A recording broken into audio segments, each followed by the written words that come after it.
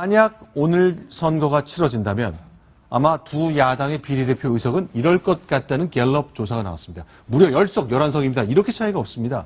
지지율이 바짝 붙었다는 얘기일 건데요. 천상학 차장. 안철수 대표 요즘 힘이 엄청 나겠습니다. 네, 목소리는 잔뜩 쉬었던데 네. 힘이 이제 느껴질 정도로 했습니다. 네. 유세도 이제 여러 군데를 다니고 있습니다. 오늘도 9곳을 다녔는데 주로 서울 수도권을 훑고 다녔습니다. 아무래도 네. 이제 안풍이 저 호남에서 올라와서 수도권까지는 아직 북상을 못한 것으로 이제 판단해서 그런지 수도권 집중 유세를 펼치고 네. 있습니다.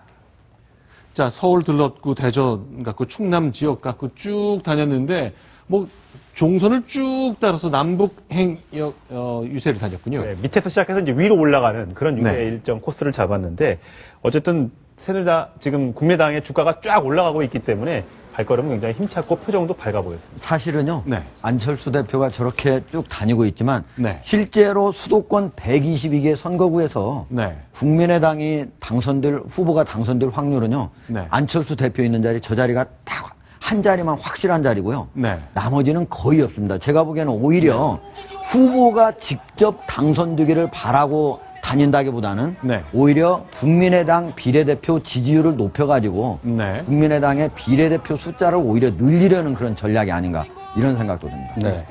이 오늘 그 안철수 대표가 다닌 곳은 이제 KTX 유세인데요. 네. KTX가 다니는 곳만 지금 옮겨 다녔거든요. 아하. 대전 갔다가 이제 천안 찍고 광명에 내려서 이제 다닌 거고요. 네. 그리고 이제 지금 그 비례대표 예상 의석을 보면 네. 새누리당이 36%고 더불어민주당이 18%, 국민의당이 17%, 정의당이 9%.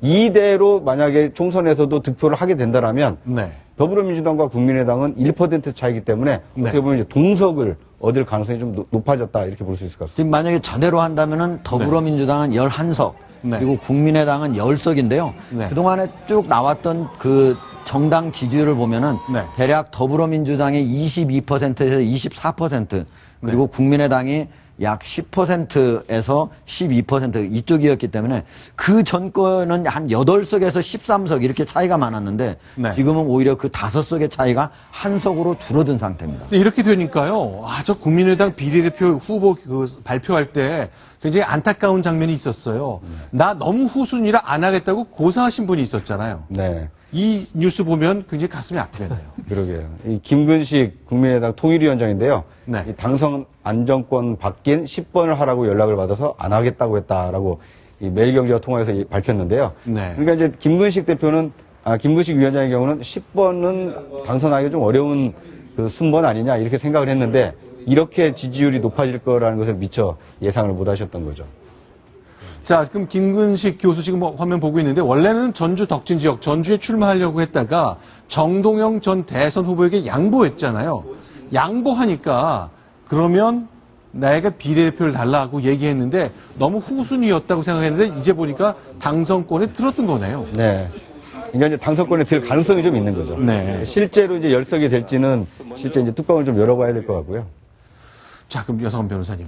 정말 민심이라는 게 이런 겁니까? 정말 예측할 수 없고 정말 그 앞에 고개를 숙이게 되는 거네요. 근데요, 네. 지금 그 대부분의 이제 정치 평론하고 이러시는 분들이 이번에 네. 뭐 어떤 특이한 현상으로 공천 잘못으로 네. 그렇게 보는데 저는 조금 다르게 봅니다. 네. 지금 미국에서도 지금 샌더스라든가 그 트럼프 양당에 사실은 그 소외된 사람들입니다. 네. 이런 사람들이 지금 계속적으로 어떤 돌풍적인 인기를 얻고 있는 게요. 네. 제가 보기에는 SNS라든가 하면서 정치의 그 대중화가 이루어졌습니다. 네. 이루어지면서 많은 분들이 예전에는 정치라는 게 어떤 거대 정당들이 내세우는 후보를 선택하는 데 불과했습니다. 네. 그렇지만 지금은 많은 국가에서 네. 대부분이 어떤 자기의 의사를 표현할 수 있는 광장이 많아졌고요. 네. SNS라든가 그러면서 대중민주주의가 지금 진행되고 있습니다. 네. 그러면서 오히려 어떤 거대 정당들에 대한 영어로 말해 이스태블리시먼트라고 그러지 않습니까? 네. 여기에 대한 반감이 커지는 지금 시기로 접어들었습니다. 네. 그래서 이번에 그 미국도 마찬가지지만 우리나라도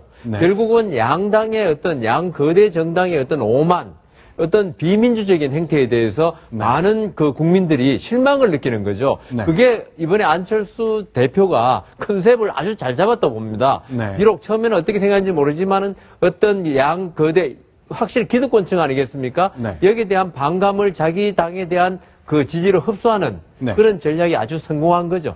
근데 저는 궁금한 게 있습니다. 이제 정치 전문가들이 많이 계시니까 이제 비례대표 공천 때문에 더불어민주당의 주인이 누군가가 드러났고 또 지역구 특히 대구 공천을 통해서 새누리당에 힘 가진 분들이 이런 식으로 당을 운영하는가가 드러났거든요. 그래서 이제 기존 정치에 대한 그 혐오랄까 그런 것이 커지는 건데 사실은 국민의당도 비례대표 공천 때 보면 자본이 굉장히 많았잖아요.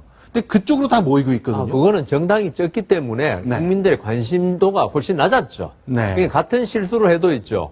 아주 유명한 사람이 실수한 거하고 네. 아주 그 이름 없는 사람이 실수한 거 효과가 완전히 차이가 나거든요. 네. 어쨌건 안철수 대표 웃는 표정 많이 늘어났고 목은 갈라졌지만 주말 뉴스에 계속 수도권에 집중한다고 합니다. 천상을 차장 역시 지역도 지역이지만 역시 수도권에서 비례대표를 얻기 위해서 두 번째 도장은 우리 당에 찍어달라 그 메시지가 강하겠죠. 그렇습니다. 그래서 지금 전국에서 뭐 있는 국민의당 대표급 선수들을 전부 다 네. 수도권으로 끌어올려서 네. 비례대표를 한 선을 더 얻기 위한 지금 마지막 절차를 밟고 있는 것으로 이제 파악이 됩니다. 박지원, 천정배, 정동영 전부 다 올라와서 수도권 유세를 펼친다고 합니다. 네. 자, 정말 이제 결국 다음 주 수요일 날 8시, 9시 저녁 무렵이 되면 이제 우리들의 표심이 다 숫자로 드러날 텐데요. 정말 궁금합니다. 어떻게 될지. 어쨌건 빠른 지각 변동이 벌어지고 있다는 것 확인해 볼 수 있을 것 같습니다. 다음은 7번째 소식입니다. 순위 확인하고 돌아오겠습니다.